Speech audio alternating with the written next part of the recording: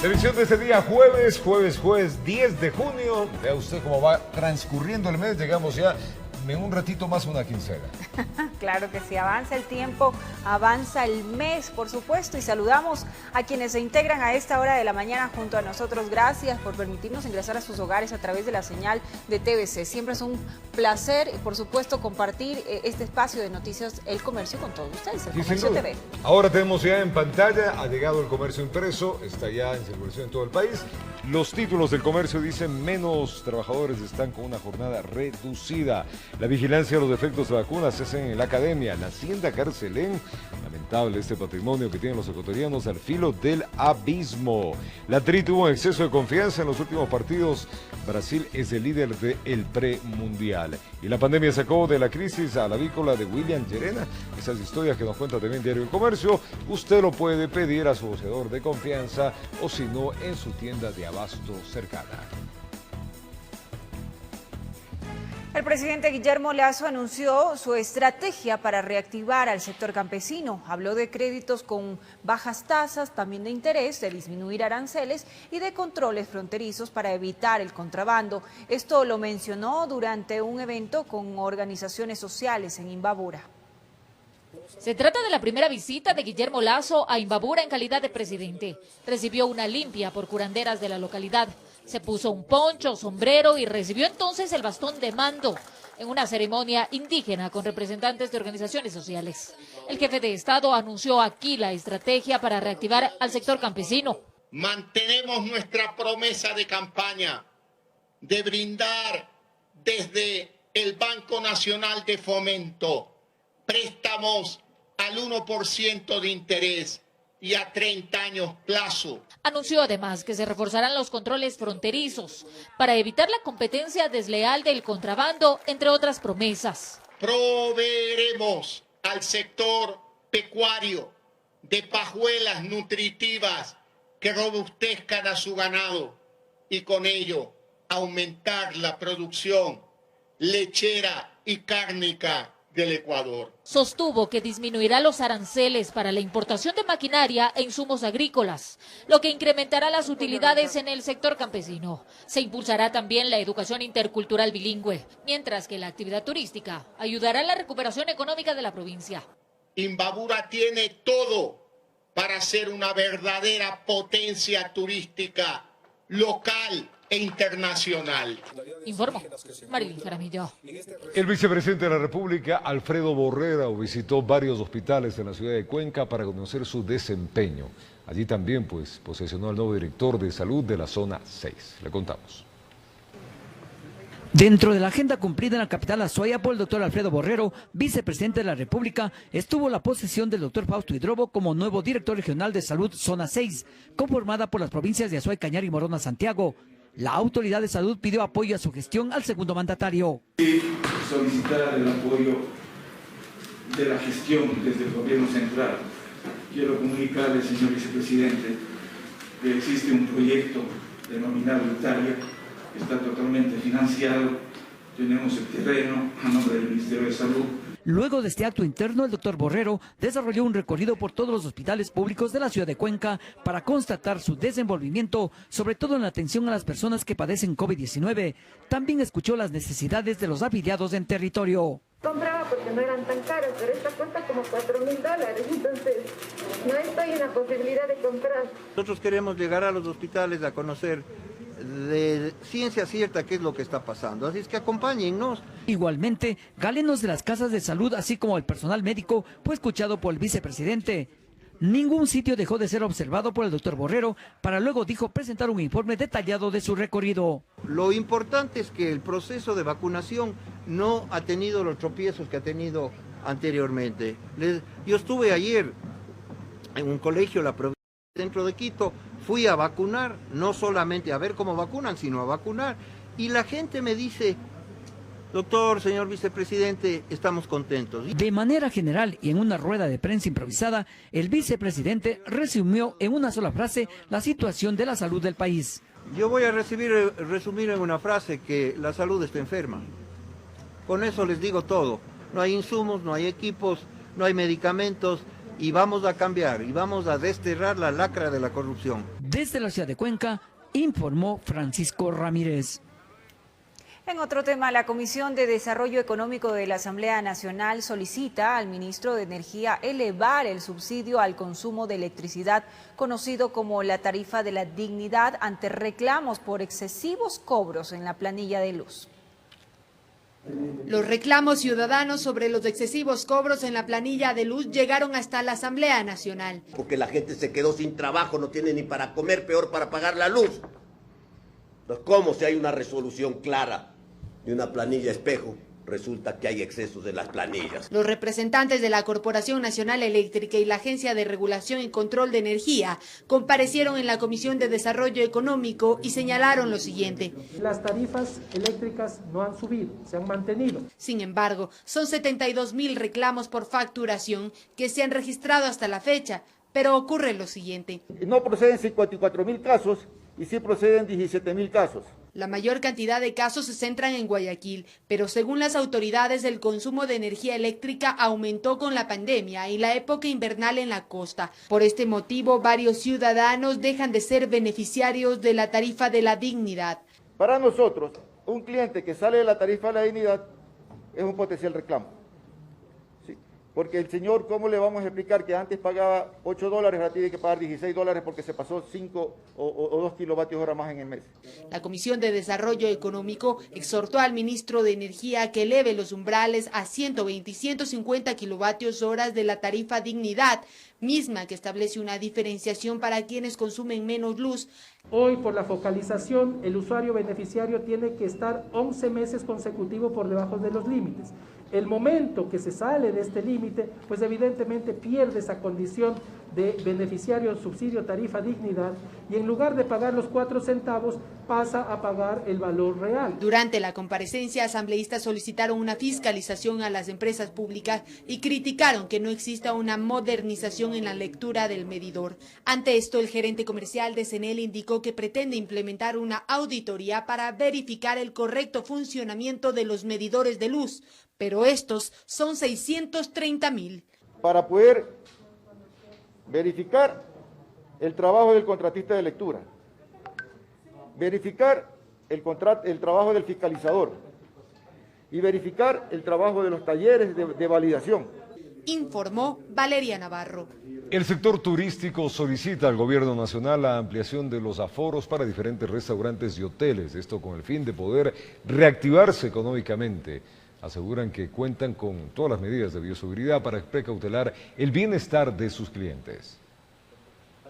Representantes del sector hotelero, restaurantes, cámaras de turismo, de comercio y más se unieron para presentar al gobierno una propuesta que les permita despegar la reactivación económica que aseguran le urge a sus negocios para no tener que cerrar y con ello demoler plazas de empleo. Sus sugerencias se enfocaron principalmente en que se amplíe el aforo permitido en varios establecimientos. Cuando exista un evento donde hay más de 60% de personas vacunadas, un evento, estamos hablando de un congreso, un evento corporativo, una feria, una exposición, que ya no existan aforos, porque la ciencia nos dice que la posibilidad de contagio es baja. Actualmente los restaurantes tienen un aforo permitido del 50%. Para ello plantean que con un adecuado protocolo y ventilación, este pueda modificarse. En el caso de zonas interiores, subir al 75%. Y en el caso de zonas o lugares exteriores, donde hay una excelente ventilación, ya no exista la restricción de aforo.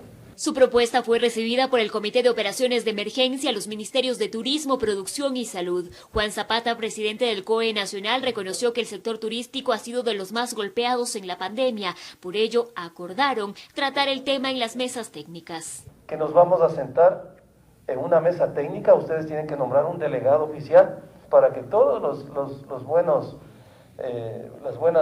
propuestas que nos han dado pues ya se maneje en mesa técnica. Son propuestas muy buenas, sí, son viables, pero dependen de una mesa técnica del Ministerio de Salud Pública para poder analizar si las podemos ejecutar. De su lado, Francisco Pérez, subsecretario de Vigilancia Epidemiológica, aclaró que esto no sería en un futuro inmediato, pues la tasa de vacunados de toda la población aún es baja, 10% primera dosis y apenas el 5% alcanza la segunda dosis. No es posible pensar en que esto esto va a ocurrir mañana, ¿no? Seguramente, pasado los 100 días de nuestro plan de vacunación, entenderemos que tendremos mejores tasas de vacunación, alcanzaremos casi toda nuestra población objetivo y, por supuesto, se comenzará a liberar las restricciones para que se pueda realizar todas las actividades comerciales con responsabilidad. La mesa técnica para tratar las solicitudes del sector turístico arrancarán este jueves. En Quito informó Adriana Rojas.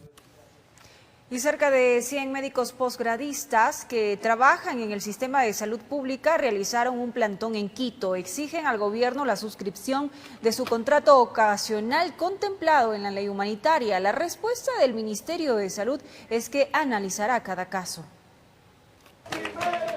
Son médicos posgradistas autofinanciados que estuvieron en primera línea contra el COVID-19 en los días más críticos de la pandemia y que hoy exigen al gobierno que cumpla con la suscripción de su contrato ocasional, contemplado en la ley humanitaria aprobada en el régimen anterior. Por ello, protagonizaron un plantón en la plataforma gubernamental del sur de Quito. Que se nos contrate, que se nos paguen, ¿sí? Que nosotros estamos dentro de los hospitales trabajando, hemos ganado acciones. Son cerca de 100 médicos que están por finalizar su especialización en distintas ramas de la medicina y denuncian haber sido excluidos del grupo de galenos contratados bajo la Coordinación Zonal 9 del Ministerio de Salud. Aseguran que siguen cumpliendo con su trabajo aunque se encuentran impagos. Es que nosotros seguíamos haciendo el mismo trabajo que nuestros compañeros, pero la diferencia es que no, sin ningún contrato. Y se nos cortó la oportunidad de poder rotar en un hospital. La respuesta llegó por parte del Departamento del Talento Humano del Ministerio de Salud. En una reunión que mantuvieron con los médicos, se analizará cada caso y tendrán un máximo de 2 días para presentar la documentación. Que tienen que informarnos cuál es su realidad problemática, cuál es su problema específico, ¿sí? Porque en función de ese problema específico nosotros podemos armar las estrategias para ir solucionando, siempre en función de lo que diga la ley y la normativa. A la salida de la reunión, los médicos expresaron que ven con buenos ojos la apertura de las autoridades para tener una solución y poder cumplir con sus obligaciones de posgradistas. Estamos tranquilos, obviamente sin bajar los brazos. Estuvo abierto a conocer cada una de nuestras problemáticas. De acuerdo a la ley humanitaria, el contrato ocasional estará vigente hasta que terminen su especialización, que podría durar entre 3 o 4 años. Informó Priscila Cadena. Vamos a retornar. Policías jubilados se congregaron en el Complejo Judicial Norte de la ciudad de Quito para solicitar la recuperación de los dineros de la ISPOL. Esto y más, en un momento, una pausa, ya venimos. Plan de vacunación 900. Este jueves 10 de junio todas las personas de 66 años están agendadas para la vacunación contra el COVID-19. Los pacientes de 50 a 64 años que presenten una enfermedad crónica o el 50% de discapacidad pueden acudir al centro de vacunación asignado por el Ministerio de Salud con un certificado médico. Recuerde revisar su punto de vacunación en la página web dispuesta por el Consejo Nacional Electoral. Gracias, amigos, por acompañarnos en este día. Policías jubilados se congregaron en el Complejo Judicial Norte de la ciudad de Quito para solicitar la recuperación de los dineros de la ISPOL. Así también piden la reactivación de créditos para uniformados. Se estima que las operaciones irregulares se concentraría en un monto de 700 millones de dólares. Dentro del caso por peculado que se sigue en contra de varios directivos del ISPOL, uniformados en servicio pasivo realizaron un plantón para exigir se devuelvan los fondos mal invertidos en operaciones que se aseguran fueron irregulares. ¿Qué ha pasado? Se han aprovechado de esos valores que tenemos los humildes policías nacionales y nos han robado $1.000 millones. En realidad el supuesto monto llegaría a 700 millones de dólares, situación que ha complicado varios aspectos del Instituto de Seguridad Social de la Policía Nacional. Nosotros hemos aportado muchos años y hasta la presente fecha están suspendidos los préstamos. Créditos que por derecho deben ofertarse a personal en servicio pasivo y activo, pero que se encontraría suspendido. Situación compleja también está en la inversión en salud. No hay atención buena, no hay medicación.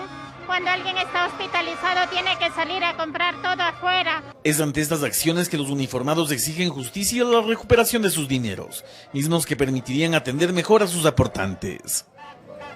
Informó Javier Rosero.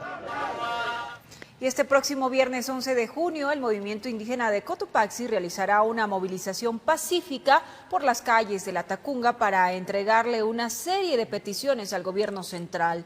Leonidas Issa expresó que el pronunciamiento no pretende desestabilizar al presidente, sino entregar varias propuestas de trabajo.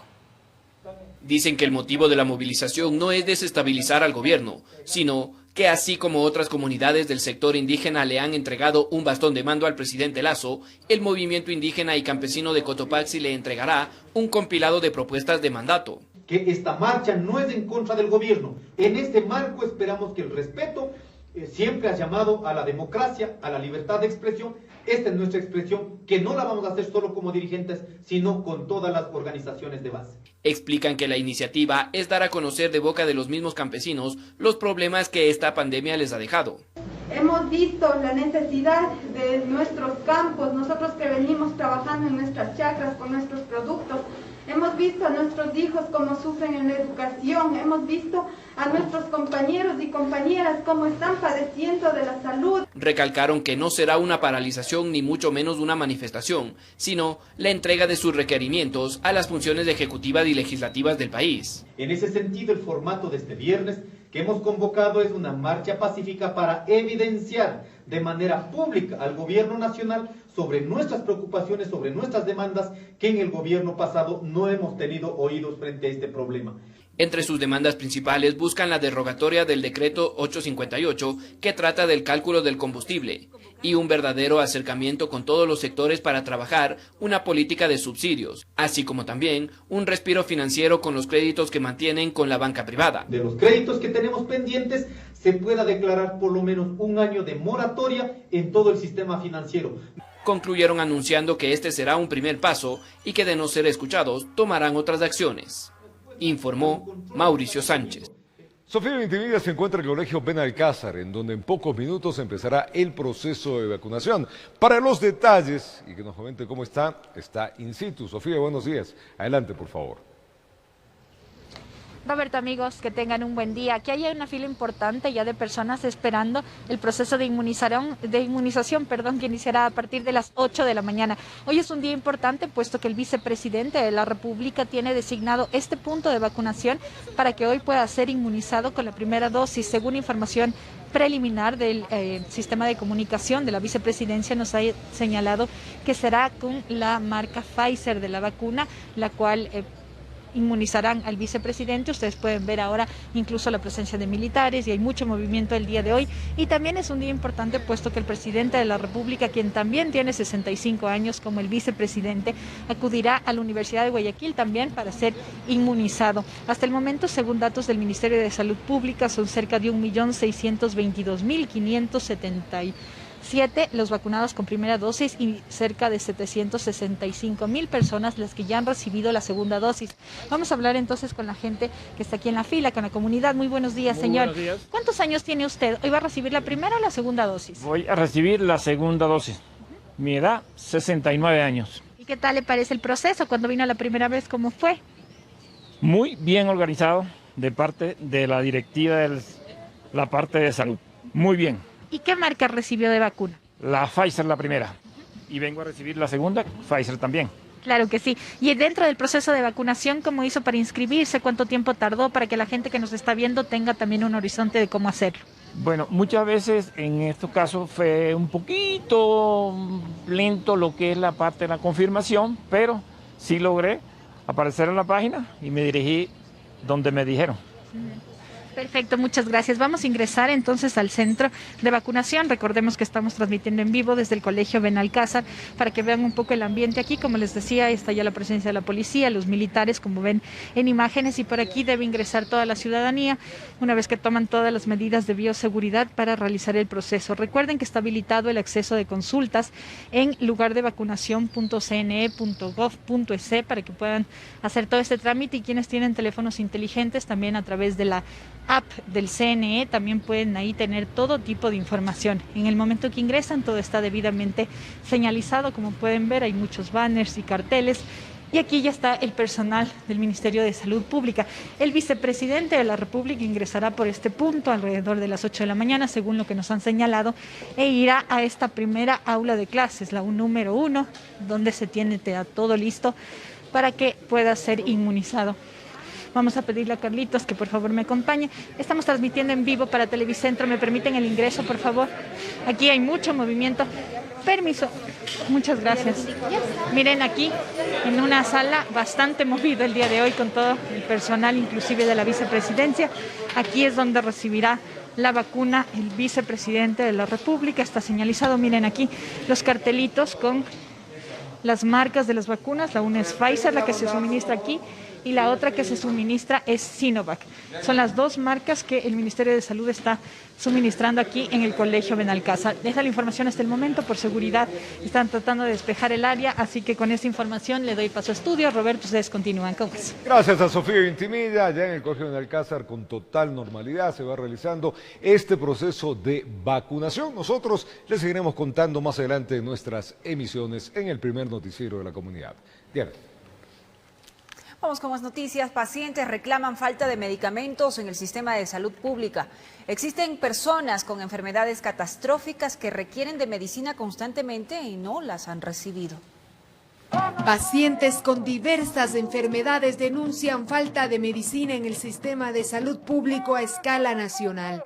¿Cómo no puede haber ni siquiera antibióticos? No se diga medicamentos para enfermedades raras, catastróficas.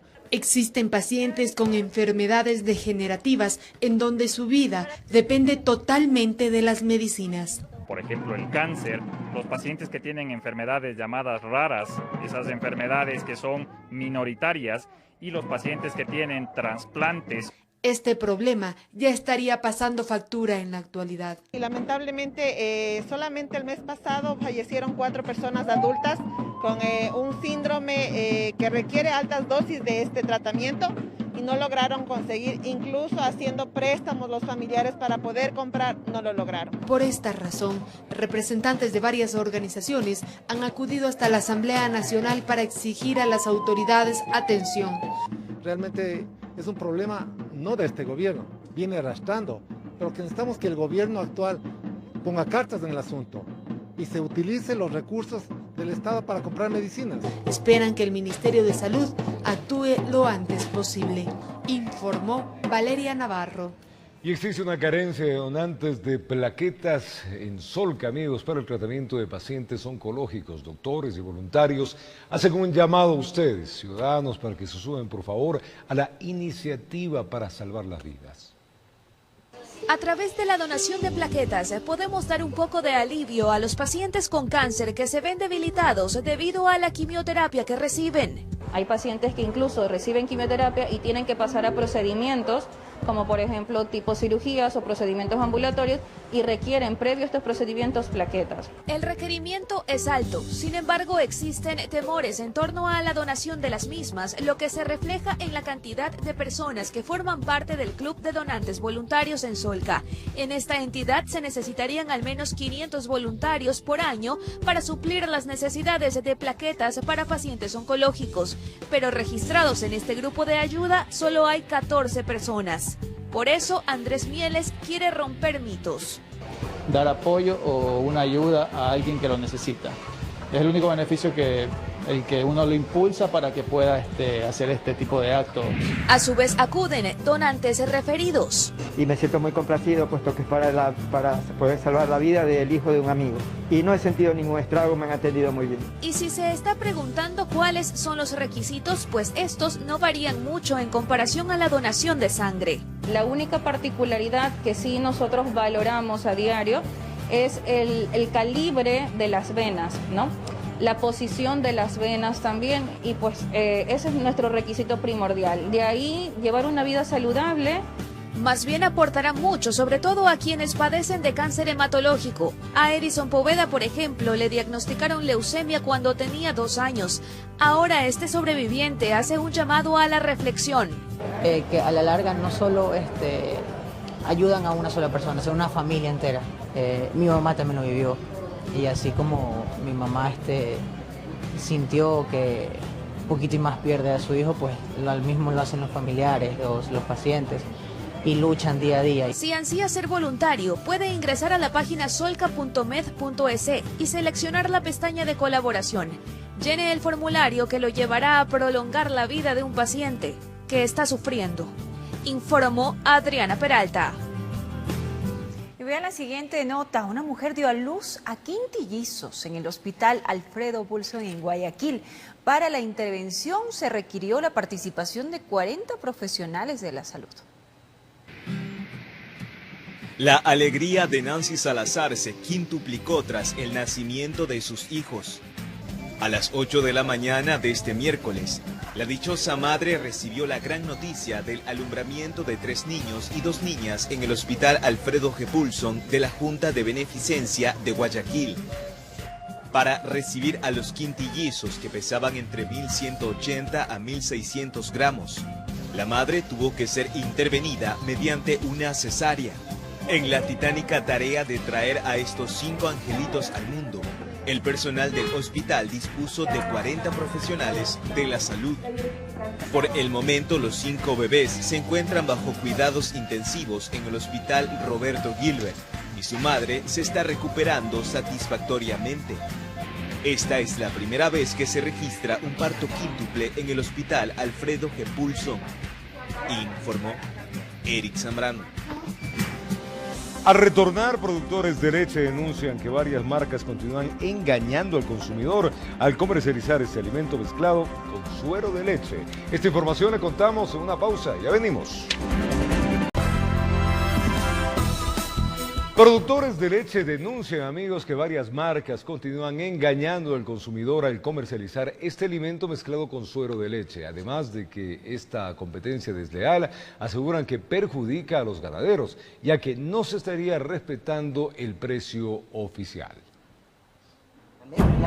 Con la leche pura, completamente. Lo que usted ve allí no es solo leche. Esto está mezclado con suero de leche o también llamado lactosuero. Es un líquido que se obtiene durante la elaboración de queso y que al juntarlo con la leche le resta su valor nutricional. El problema es que esta mezcla estaría siendo comercializada como leche pura. Ahí es donde viene el daño a la población. No estaremos recibiendo los nutrientes que creemos. Por ello, la Federación Nacional de Productores de Leche ha creado mesas técnicas a nivel nacional para evitar que esta práctica deshonesta, como la denominan, se siga dando. Y es que ciertas industrias estarían buscando pagar a los productores hasta 20 centavos por cada litro de leche, cuando el precio mínimo es de 42 centavos. Incluso hay quienes tienen un costo de producción más alto y se ven obligados a subsidiar la diferencia. Aquí tal vez la pregunta es ¿por qué habría la necesidad de que algunos mezclen este producto con suero de leche? Y es que el litro de lactosuero estaría costando hasta 2 centavos. Al mezclarlo con leche, por el que pagaron menos del precio oficial, obtienen mayor ganancia y mayor cantidad de producto que comercializan como leche pura. Encontramos en Montebello fundas de 900 ml que cuestan 41 centavos. ¿Qué significa eso? Que si el precio de indexación de la leche es 42 y encuentras a 45, lo que está consumiendo nuestro pueblo no es leche pura. Por ello, la ministra reconoce la necesidad de la creación de políticas públicas para que se les respete el precio oficial a los productores de leche. Yo creo que el Estado ahí también debe de intervenir y convertirse en el principal comprador de leche, y de esta manera podríamos incluso fortalecer este programa de alimentación escolar. Pero la mezcla de lactosuero con leche fue algo que se intentó controlar el 18 de septiembre de 2019, cuando se reformó un artículo del Código Integral Penal para sancionar a quien ofrezca o venda el suero de leche líquido. Incluso el expresidente Lenín Moreno firmó un acuerdo por el mismo tema. Y es que en los registros de la Agencia Nacional de Regulación y Control Sanitario, ARCSA, constan al menos 54 operativos junto a Agrocalidad en el 2021, en donde 6 marcas fueron sancionadas y tuvieron que retirar sus productos del mercado por la mezcla de leche con suero. En el año 2020 la cifra fue de al menos 40 marcas. En cuanto a la justificación de dichas industrias para ejecutar esta práctica, lo que indican es: vendrían a ser errores de buena fe, pero eso debe probarse en un proceso administrativo. Además, la directora del ARCSA anunció que firmarían nuevos convenios con otras instituciones para que se sumen a los controles. Mientras tanto, los ganaderos, quienes aseguran estar trabajando a pérdida, siguen a la espera de que esta competencia desleal deje de perjudicarlos a ellos y a los consumidores. informó Celeste Dueñas. Y las autoridades del sistema penitenciario aún no han sido designadas por el nuevo gobierno. Sin embargo, expertos en rehabilitación social analizan los retos y perfiles que debe observar el presidente de la República para controlar la actual crisis en las cárceles del Ecuador.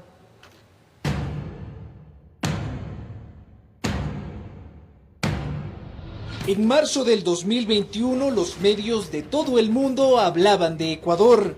Es la mayor masacre carcelaria registrada en la historia republicana del Ecuador. En cada noticiero se describían los detalles de una brutal masacre en 4 cárceles del país. Se trataría de un sangriento enfrentamiento entre reos del pabellón de máxima seguridad de la cárcel de La Tacunga. Los hechos violentos que dejan al menos 79 muertos en las cárceles del país. A decir de analistas penitenciarios, el gobierno de Guillermo Lasso se ha encontrado con una realidad escalofriante, pues los recintos carcelarios están al borde del colapso. El privado de libertad tiene las llaves de los candados de estos pabellones y que la Policía Nacional tiene que rogarle, gritarle y hasta tumbar la puerta porque se niegan a entregar la llave que no debe estar en manos del privado de libertad.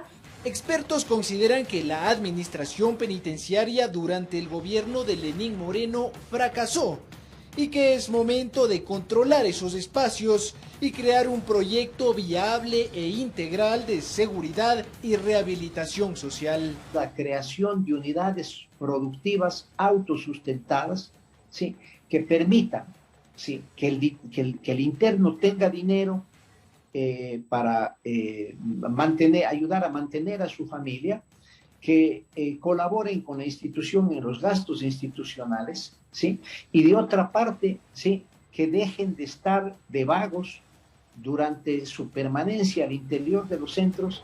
Además de cambiar el modelo de administración, sostienen los expertos, es imprescindible designar a autoridades con experiencia en el campo.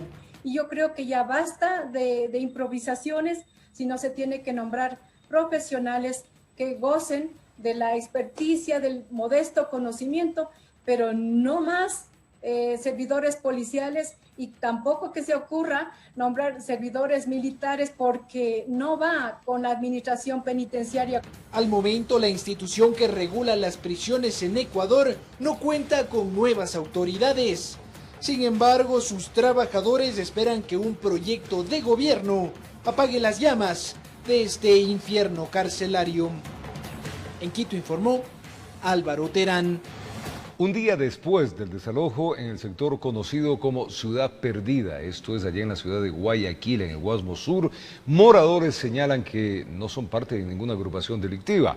Ellos reconocen que tienen muelles improvisados, pero dicen que esos espacios son utilizados por pescadores artesanales solamente en sus faenas. Le contamos esta historia.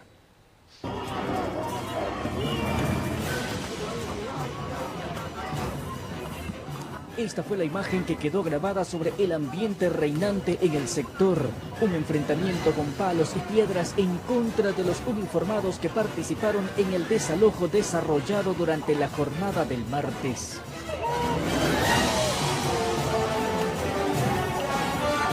Fuimos en busca de quienes habitan esa localidad conocida como Ciudad Perdida. Es la cooperativa Proletarios con Tierra del Guasmo Sur. Nuestro único escudo fue el micrófono. Lejos de encontrar una respuesta conflictiva, nos topamos a un grupo de seres humanos esperando ser escuchados. Vienen de un rato a otro, nos dan una notificación solamente y dicen que 24 horas o 48 horas para que desalojen. Aquí no ha habido muerto, aquí nunca ha habido muerto. Los muertos son por allá, aquí no ha habido muerto. Este sector despertó especial atención a raíz de haber observado la existencia de estos muelles improvisados, de los cuales se presumía que podrían servir para el traslado de actividades ilícitas. Ellos aseguran que se trata del punto de partida para camaroneros, concheros y otros pescadores que hacen del estero Mogollón su fuente de ingresos. Aquí toda la gente que vive por ahí es una gente muy sana, no sé por qué les da la gana de dañarle las cosas a la gente. Aquí vinieron, humillaron, pegaron, mujeres embarazadas. Por si fuera poco, muchos de ellos cuentan ya con servicios básicos legalmente establecidos. No entiendo, porque no debían de poner servicios básicos aquí, si iban a hacer eso. Sí, tengo mi medidor, ahí tengo mi comprobante que yo pago mi agua. Los habitantes de Ciudad Perdida solo aspiran conocer cuál será su destino.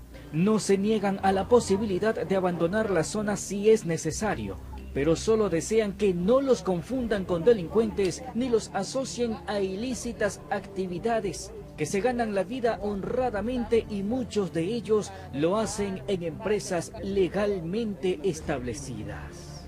No puede mezclar una cosa con la otra, porque si somos nosotros los que hacemos los embarques, que vengan y nos agarren. Y necesitamos dónde vivir, no tenemos plata para alquilar. Y con esto nosotros paramos casitas de caña como esa, de mi compañero, y que le vengan a tumbar, no es justo, todos necesitamos. Informó José Morales. Y se descongestiona paulatinamente el área de cuidados intensivos en el Hospital de Ligues Teodoro Maldonado Carbo en Guayaquil. En ese sanatorio ya tienen más espacio para pacientes con otras patologías. Están allí, sin pacientes que luchen contra el coronavirus y con los equipos listos, pero que desde hace algunos días ya no han vuelto a ser utilizadas. Es una parte del área de cuidados intensivos del Hospital Teodoro Maldonado Carbo, ubicado al sur de Guayaquil, que como observan se ha descongestionado.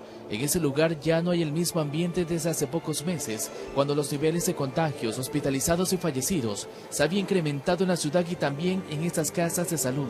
La cantidad de pacientes ha ido disminuyendo paulatinamente, tal es así que antes teníamos 15 a 20 ingresos, 15 a 20 ambulancias esperando una cama que nosotros se las demos. Pero en la actualidad han disminuido los casos, tal es así que ingresan 1 o 2 pacientes, o hemos tenido algunos días sin ningún paciente de COVID para ingresar. En este hospital del IES existe una capacidad de 71 camas en la unidad de cuidados intensivos.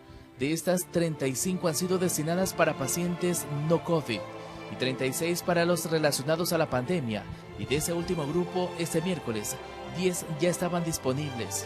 No debemos descuidarnos totalmente, ¿no? Que esto no permita para que la ciudadanía se empiece a relajar. Sí, tenemos 2 o 3 semanas que salimos del confinamiento, tenemos que seguir en espera, pero lo importante es que la comunidad tome conciencia. En cambio, el repunte se está generando en otros casos que no tienen que ver con el virus y sí con otras patologías. Accidentes de diferente índole que generan trauma cráneoencefálico, trauma de la columna vertebral. Así aquí laboran ya más tranquilos, cada uno con sus equipos y en su espacio, esperando que no haya una tercera ola de la pandemia que termine con ciudadanos en estas camas luchando por sus vidas, informó Charlie Pisa. Al retornar, crece la tensión en Perú ante el intento de la candidata Keiko Fujimori de anular votos de Pedro Castillo, quien le lleva una ventaja de casi 70.000 votos. Con estas informaciones, retornamos tras una pausa. Plan de vacunación 900. Este jueves 10 de junio todas las personas de 66 años están agendadas para la vacunación contra el COVID-19. Los pacientes de 50 a 64 años que presenten una enfermedad crónica o el 50% de discapacidad pueden acudir al centro de vacunación asignado por el Ministerio de Salud con un certificado médico.